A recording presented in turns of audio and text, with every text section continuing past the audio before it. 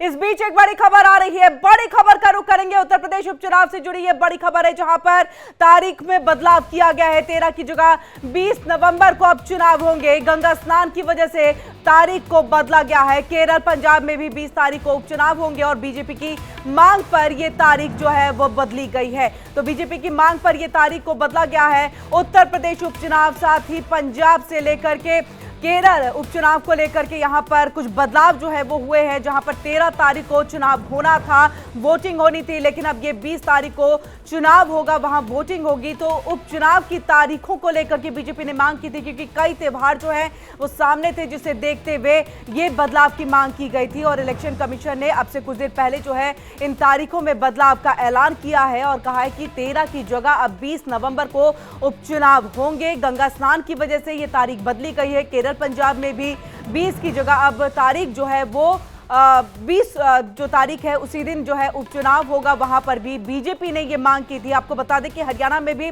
इससे पहले जो विधानसभा चुनाव था उस वक्त में भी त्योहार था और यही वजह थी कि वहां पर भी तारीख जो है उसको बदलने की मांग की गई थी, जिसपे इलेक्शन कमीशन ने संज्ञान लेते हुए तारीख में बदलाव किया था। और कुछ ऐसी ही स्थिति एक बार फिर से यहां पर देखने को मिल रही है, जहां पर गंगा स्नान यानी कि त्योहार का वक्त है और ऐसे में तारीख जो है वो बदली गई है। 13 तारीख को जो है गंगा स्नान है और कई बड़ी संख्या में जो लोग हैं वो वोटिंग के बदले जो है गंगा स्नान के लिए जाएंगे, जिससे वोटिंग प्रतिशत में कमी आएगी और इससे तमाम पार्टियों को नुकसान भी होगा। और इसे देखते हुए ये मांग की गई थी कि वोटिंग के डेट को बदला जाए और इसी पर देखिए इलेक्शन कमीशन की तरफ से अब से कुछ देर पहले जो है संज्ञान लेते हुए इसका ऐलान किया गया है कि 13 तारीख की जगह पर अब 20 तारीख को ये उपचुनाव होना है। उत्तर प्रदेश उपचुनाव जो कि एक तरह से लिटमस टेस्ट है आने वाले विधानसभा चुनाव को देखते हुए, फिर लोकसभा चुनाव को देखते हुए, और इसको लेकर के अब सभी पार्टियां जो है पुरजोर तरीके से चुनावी मैदान में उतर चुके हैं। उनकी तरफ से तैयारी चल रही है। उत्तर प्रदेश में आपने देखा भी किस तरह से पोस्टर वॉर जो है वहां पर चल रहे हैं। 2027 का किसी को महानायक बताया जा रहा है, तो वहीं बचेंगे तो कटेंगे जैसे नारे का भी जो है वो प्रयोग यहां पर किया जा रहा है। इसके साथ ही देखिए बसपा की तरफ से भी, यानी कि मायावती भी कुछ दिन पहले जो है उन्होंने प्रेस कॉन्फ्रेंस की। उन्होंने कहा है कि बसपा के साथ जुड़ेंगे तभी सुरक्षित रहेंगे और वो भी चुनावी मैदान में पुरजोर तरीके से अब उतर गई हैं। अब ये देखना है, क्योंकि अब तारीख का यहां पर बदलाव हुआ है, कुछ वक्त और यहां पर मिल गया है।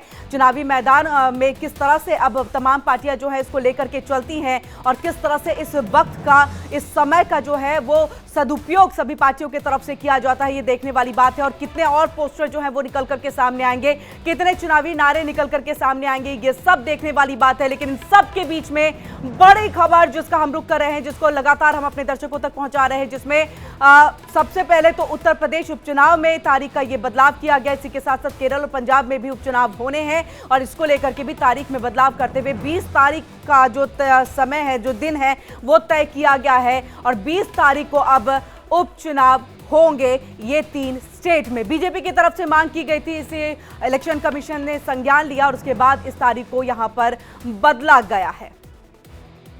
तो आपको लगातार जानकारी दे रहे हैं, क्योंकि त्योहार है और त्योहार को लेकर के ही ये बदलाव की मांग यहां पर की गई थी, क्योंकि लोग वोटिंग से ज्यादा बढ़ चढ़ कर जो अपने त्योहार है उसमें पार्टिसिपेट करेंगे, उसमें हिस्सा लेंगे, गंगा स्नान के लिए जाएंगे। तो ऐसे में वोटिंग का प्रतिशत जो है वो भी कम हो जाएगा। लोग अपने जो सबसे महत्वपूर्ण जो हथियार है उसका इस्तेमाल यहां पर नहीं कर पाएंगे, यानी कि वोट का इस्तेमाल नहीं कर पाएंगे।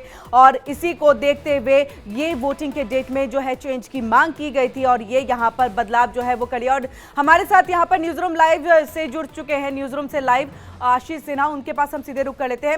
आशीष, ये बदलाव जो है बहुत महत्वपूर्ण है। इससे पहले हमने हरियाणा के भी चुनाव की तारीख में बदलाव देखा था, जो मांग की गई थी कि त्योहार है, इस वजह से जो है लोग ज्यादा त्योहार में पार्टिसिपेट करेंगे, हिस्सा लेंगे, ना कि वो वोट करने के लिए आएंगे। और इस तरह से उनका जो एक मुख्य हथियार है, जो वोटिंग के जरिए वो अपने विधायक को चुनते हैं, वो अपनी सरकार को चुनते हैं, उसमें कहीं ना कहीं कमी आ जाएगी, वोटिंग प्रतिशत कम होगा। और यही वजह है कि एक बार फिर से यहाँ पर तारीख में बदलाव किया गया है।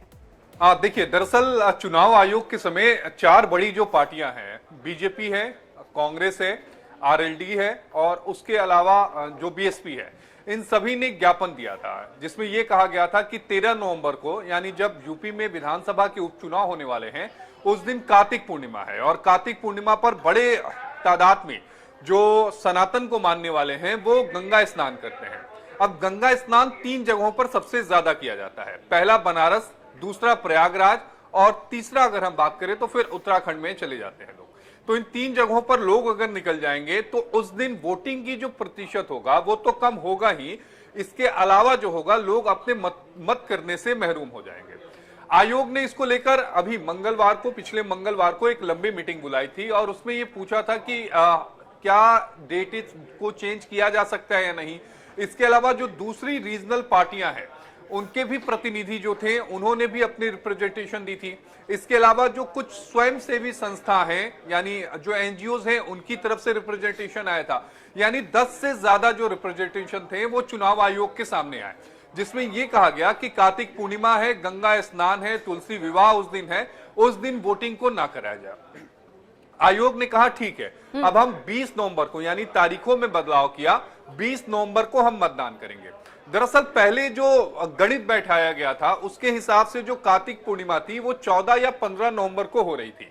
यही वजह है कि आयोग ने 13 नवंबर को मतदान के लिए कहा था कि 13 नवंबर को यूपी की 9 विधानसभा सीटों पर जहां पर मतदान किए जाने हैं वहां पर मतदान होगा। लेकिन चूंकि अब तारीख 13 नवंबर को तय हुई है, आयोग के ऊपर दबाव था, आयोग ने 20 नवंबर को किया, लेकिन वोटों की जो गिनती होगी वो वही 23 नवंबर को होगी, यानी झारखंड, महाराष्ट्र और जो अलग अलग विधानसभा के चुनाव हो रहे हैं उन सबकी गिनती एक साथ होगी। आयोग का बड़ा फैसला, चूंकि आपने हरियाणा का जिक्र किया इसलिए मैं उस पर नहीं जाऊंगा, आपको महाराष्ट्र का ध्यान में होगा। महाराष्ट्र और हरियाणा के जो चुनाव होते हैं हर 5 सालों में एक साथ होते हैं, लेकिन इस बार चूंकि महाराष्ट्र में गणेश उत्सव का त्योहार था इसलिए हरियाणा के साथ महाराष्ट्र के चुनाव की तारीखों का ऐलान नहीं हुआ। सीसी जो है राजीव कुमार, जब मैंने उनसे पूछा कि आप हर साल महाराष्ट्र के और इसके अलावा हरियाणा के चुनाव की तारीखों का एक साथ आप लोग ऐलान करते हैं, इस बार क्यों नहीं, तो उन्होंने कहा एक तो महाराष्ट्र का जो टेन्योर है वो 26 नवंबर को खत्म हो रहा है, दूसरी बात यह है कि महाराष्ट्र में इस समय फेस्टिवल सीजन है, इसलिए हरियाणा के साथ महाराष्ट्र के जो चुनाव हैं वो नहीं करा सकते हैं, इसलिए महाराष्ट्र और हरियाणा के चुनाव की तारीखों का ऐलान नहीं हुआ। हरियाणा का चूंकि आपने जिक्र किया उसमें आपको ध्यान में होगा कि उसमें भी कई सारी जो रिप्रेजेंटेशन थी यानी कई सारे ज्ञापन जो थे वो आयोग को दिए गए, चाहे वो इनेलो हो, चाहे वो कांग्रेस हो, चाहे वो बीजेपी हो।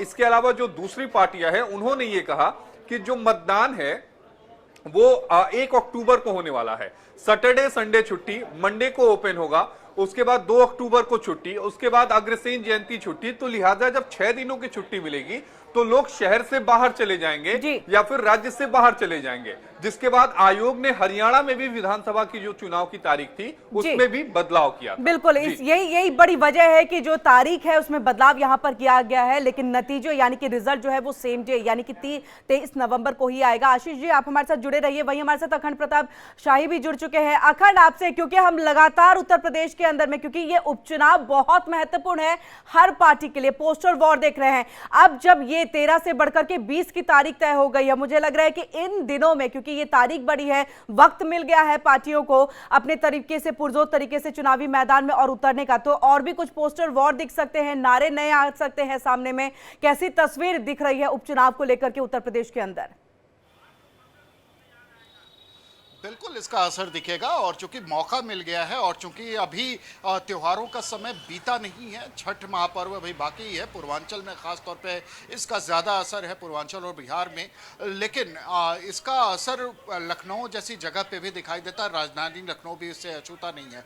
तो जैसे ये त्योहारों का समय बीतेगा अब और ज़्यादा पोस्टर वार तेज़ होगा, और पोस्टर वार के इस जंग में चूंकि समाजवादी पार्टी की तरफ से लगातार कोई ना कोई नेता नए नए नारे गढ़ते हुए नया पोस्टर जारी करता है। वो कभी 27 का सत्ताधीश बताता है अखिलेश यादव को, कभी वो ये कहता है कि पीडीए जोड़ेगी और जीतेगी, इस तरीके के नारे लगाता है। अभी एक नया पोस्टर हमारे ठीक सामने आपको दिखाएंगे हम, तो ये समाजवादी पार्टी कार्यालय के ठीक सामने ये पोस्टर लगा है, 2024 के जननायक, 2027 के महानायक। ये भी समाजवादी पार्टी में अखिलेश यादव का चेहरा लगा हुआ है, और फिर अखिलेश यादव को बड़ा नेता, चूंकि सबसे बड़ा नेता समाजवादी पार्टी के इसमें वही हैं, पार्टी प्रमुख हैं, सुप्रीमो हैं, और उनकी पोस्टर को लेकर जिस तरीके से दिखाया जा रहा है वो आप समझिए कि ये पोस्टर वार की कड़ी का ही एक हिस्सा कहा जा सकता है। और लगातार उसके अलावा दूसरी पोस्टर को हम दिखाएं, बगल में ही है कि